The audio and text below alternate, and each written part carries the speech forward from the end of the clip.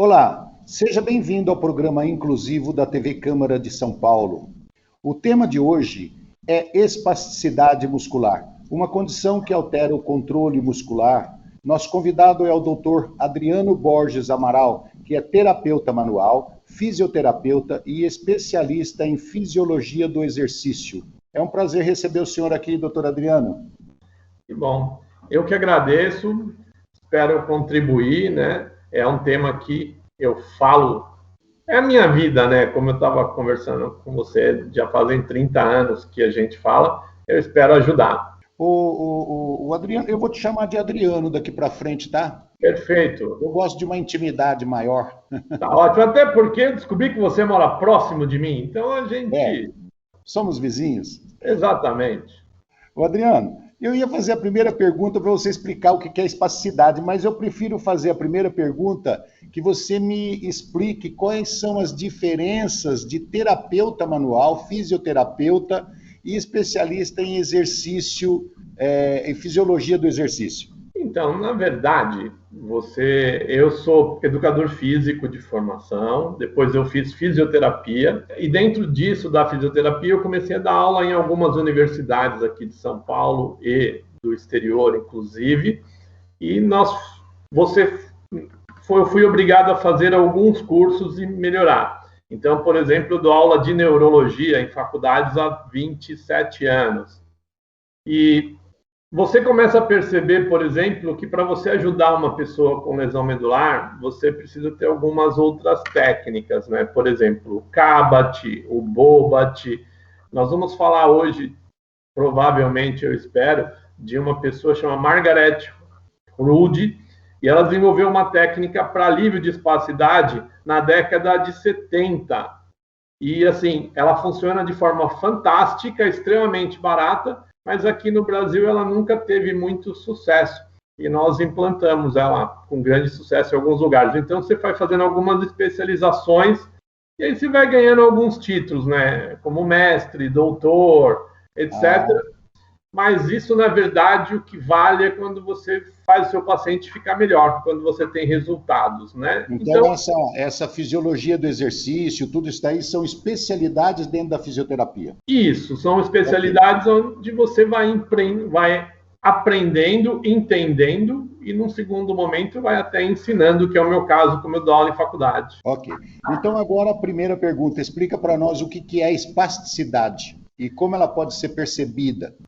De um jeito bem simples, porque eu não vou dar aula na faculdade, né? A espasticidade é quando você tem um aumento do tônus. Então, se esse músculo contrai dessa forma normalmente, quando a espasticidade ele fica assim e ele não solta, né? Então, é uma contração, é uma lesão de um neurônio, e essa lesão, você acaba perdendo o controle. Quando você faz qualquer movimento, como esse que eu fiz de levar aqui, o meu cérebro modulou, ele mandou informações que era para só um dedo, senão tinha vindo um tapão. Tá? Quando você tem a espasticidade, em muitos casos, você tem uma lesão em algum lugar, e aí o estímulo vem, mas ele não vai até o cérebro, então ele vem e volta, acaba tendo uma resposta não natural, não fisiológica. Com essa resposta, você acaba tendo o que a gente chama de espasticidade, que quando você dá uma forçadinha, ela relaxa. Se ela não relaxar, a gente tem a rigidez, que aí eu tenho depósito de cálcio.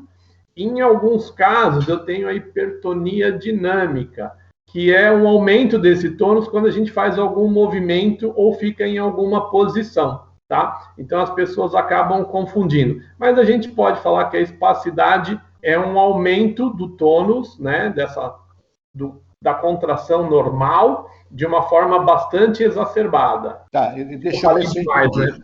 As causas da espasticidade, então, é um não contato com o cérebro, é isso? Então, depende um pouquinho da patologia de base. Então, quando você tem uma lesão medular, por exemplo, ela vem decorrente dessa lesão.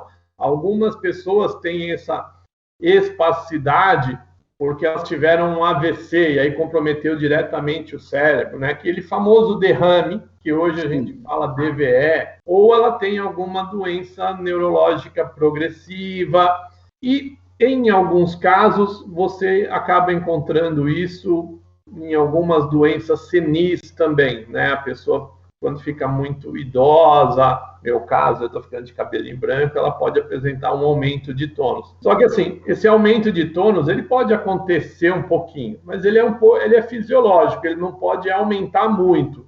Aí nós já vamos classificar com espasticidade. De qualquer forma, a espasticidade, então, está ligada diretamente à falta de controle do cérebro sobre todos os seus músculos ali daquela região. O cérebro não está com controle total. A grosso modo, é exatamente isso. Quais são as principais causas da espasticidade? Então, as principais causas são as lesões neurológicas. Há um tempo atrás, a principal causa era principalmente o famoso derrame. Hoje, por causa da violência urbana, esses dados vêm mudando no mundo, mas principalmente no Brasil. Eu tive ontem conversando com um amigo nosso em comum, com o Rodrigo, a gente levantou alguns dados, e infelizmente, no Brasil, hoje, em torno de 500 pessoas sofrem algum tipo de trauma e fazem uma lesão por dia. Por dia. Então, é um número que vem aumentando de forma gigantesca, e aí tem acidente automobilístico, atropelamento, moto, esporte radical, quedas, tiro, assaltos, né, quedas.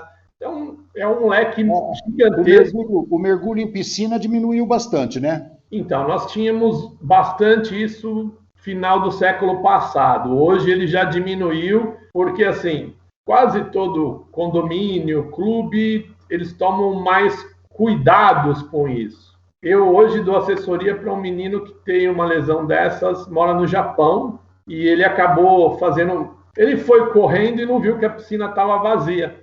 Sim. E mergulhou na piscina. Eu queria só fazer um parênteses com você, Adriano, que é o seguinte, como o nosso programa é informativo, e ele além de fazer as prevenções, ele dá também informações para a melhoria da qualidade de vida das pessoas com deficiência, dizer o seguinte, aos condomínios e aquelas casas que ainda têm aquelas piscinas que têm uma parte baixa e uma parte funda, com uma rampa entre a parte baixa e a parte funda, essas piscinas são perigosíssimas, porque as pessoas mergulham na parte funda em direção à parte rasa e bate a cabeça naquela rampa de acesso. Isso ainda acontece. E todos os proprietários de piscina, os coordenadores de piscina, têm que observar que ela não possa ficar vazia, e quando ficar vazia tem que ter muita informação ao redor dela, porque é uma causa, assim, terrível de lesão, porque geralmente dá tetraplegia. Porque vai fraturar o pescoço, essas são as lesões mais altas. Os tipos de deficiência que dá espasticidade, você já disse que geralmente são as paralisia cerebral, que são os derrames, né, as lesões medulares, mas existem outros tipos de deficiência que causa espasticidade, ou algum tipo de doença que causa espasticidade.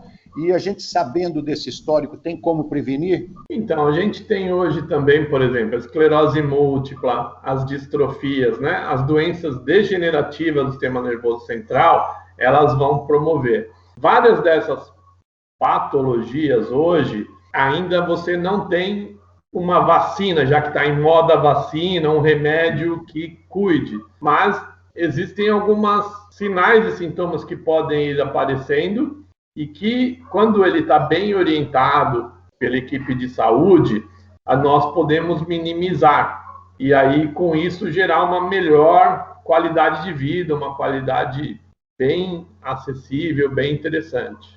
Porque a espasticidade realmente atrapalha. Eu já tive, eu falei para você, ainda tenho em alguma outra parte do meu corpo, mas eu queria que você explicasse para o pessoal que está nos assistindo, como é que a espasticidade, ela atrapalha a vida da pessoa no dia a dia? E se você pode dar um exemplo sobre isso. Na verdade, assim, bem tranquilo. Dependendo da espasticidade que a pessoa tem, ela não consegue se vestir sozinha, né? Ela não consegue fazer sua higiene pessoal.